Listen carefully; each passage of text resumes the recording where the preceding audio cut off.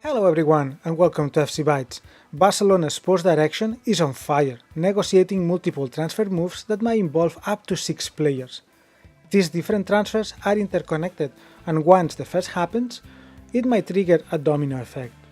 As we have been covering on the channel, Inter de Milan is extremely interested in acquiring a top-class left-back, and it has recently made an offer to Barcelona for Jordi Alba.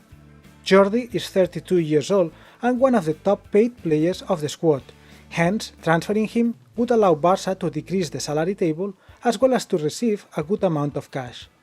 In this regard, Barcelona has already chosen the candidate to potentially replace Alba if he leaves, and this is none other than José Luis Gallá. The Valencian left-back is 26 years old and his current contract expires in 2 seasons. He was in talks with Valencia to extend his current contract, but after several clubs, including Barca and Bayern Munich, contact his agent, he has decided to stop any renovation talks. We should remember that Mateu Alemany, Barca's sport director, is the former general manager of Valencia. He still has a lot of ties with his former club, and those might help facilitating the transfer. According to the radio station RAC 1, during the initial discussions between both clubs, Valencia representatives confirmed that they were open to negotiate a transfer. Furthermore, they discussed a potential player exchange that could include Carlos Aleñá and Martin Braithwaite. The good news are that both players are on the market since they are not part of Koeman's plan for the coming season. If Aleñá ends up in Valencia, he would reunite with José Bordalás, current Valencia manager and former coach of Getafe, where Aleñá played last season. So, if all these transfer moves finally happen, first of all we should give a lot of credit to Mateu Alemany to pull them off, and second, we should celebrate them, since they would be excellent news for Barcelona. First, Barca would get a meaningful transfer fee for Jordi Alba, a player who is at the end of his career. Second, Barcelona would free some salary space, letting go one of the top paid players of the squad. Third, Barca would get a younger left-back that is very talented and has many years ahead. Fourth, Barca would give Valencia players that they have to be let go anyway, since they are not going to be used by Koeman. In addition to the starting left-back, Barcelona is also trying to replace the substitute one. Multiple teams, including AC Milan and Inter, are interested in acquiring Junior Firpo, and Barca is hoping to sell him for around 20 million euros. In case Junior is finally transferred, Barcelona is considering Marcos Alonso from Chelsea to replace Junior's role as substitute left-back. The Spaniard is not used regularly by Thomas Tuchel and could be open to change teams. Barcelona almost got the player on a loan last January when Junior was close to be sold. At the end, Junior was not transferred and Marcos Alonso stayed in London. This summer though, the double transfer move might finally happen. The potential arrival of Marcos Alonso sort of remembers me when, back in the day, Barcelona got Silvinho as a substitute left-back. He was a solid player at the end of his career and came to Barca for a very small price. He ended up playing 4 seasons for Barca at very good level.